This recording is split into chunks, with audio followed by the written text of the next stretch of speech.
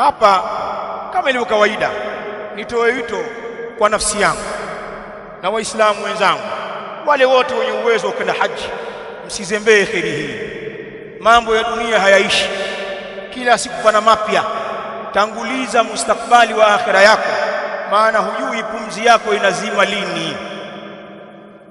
Kwa hiyo usifanye taswifu, usiyapeleke mambo ya kheri mbele kwa kuwa huna uhakika wa uhai, lakini pia huna uhakika wa huo uwezo kwamba hali uliyokuwa nayo leo itaendelea na wewe.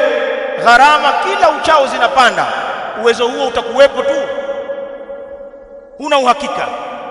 Lakini pia huna uhakika wa hali za kiamani. Dunia ina machafuko mengi, na nyie mnaona wakati mwingine hiyo Mashariki ya Kati inalipuka, hiyo Gulf haishikiki, ndege zinazuiwa kuruka, viwanja vinafungwa, watu wanapewa tahadhari wakae ndani kwa sababu ya hofu. Wajiwaje wewe kwa kuzembea zembea ukashindwa kwenda haji kwa sababu ya mabadiliko ya kidunia, ikaingia hofu? Na sasa hivi una uwezo huo na una fursa, unachezea fursa. Kwa hivyo watu wasichezee fursa.